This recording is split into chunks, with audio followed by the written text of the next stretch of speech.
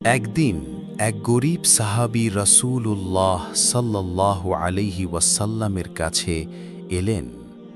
তিনি ছিলেন এতটাই অভাবগ্রস্ত, তার ঘরে ছিল না এক দানা খাবার, এক ফোঁটা পানিও নয়।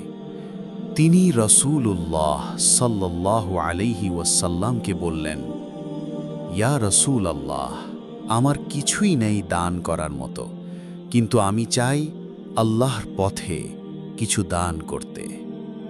রাসূলুল্লাহ সাল্লাল্লাহু আলাইহি ওয়াসাল্লাম হাসলেন, কোমলভাবে জিজ্ঞেস করলেন, তোমার ঘরে কিছুই নেই? সাহাবী বললেন, একটু পানি ছিল, তাও শেষ। খাবার নেই, তবে আমি 3টি পাথর পেয়েছি রাস্তার ধারে।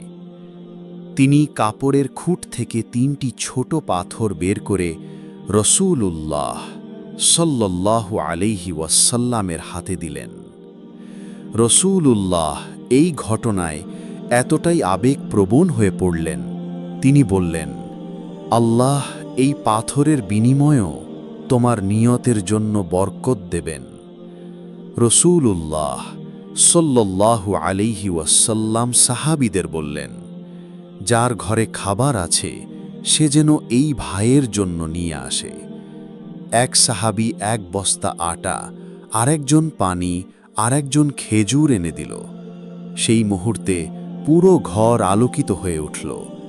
সেই গরীব সাহাবী অবাক হয়ে রাসূলুল্লাহ সাল্লাল্লাহু আলাইহি ওয়াসাল্লামকে জিজ্ঞেস করলেন, ইয়া রাসূলাল্লাহ, আমি তো কেবল 3টি পাথর দিয়েছি।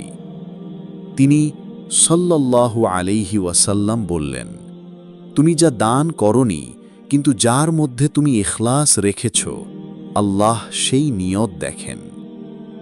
গল্প থেকে আমরা কি শিক্ষা পেলাম? গল্প থেকে আমরা শিক্ষা পেলাম, ইসলামে দানের মূল্য পরিমাপ হয় নিয়তের উপর, বস্তু দিয়ে নয়। সামান্য কিছু যদি হয় খাঁটি নিয়তের, আল্লাহ সেটাকেও পাহাড় সম প্রতিদান দেন। রাসূলুল্লাহ সাল্লাল্লাহু আলাইহি ওয়াসাল্লাম আমাদের শিক্ষা দেন করুণা, সদয়তা আর পরস্পরের সহানুভূতি।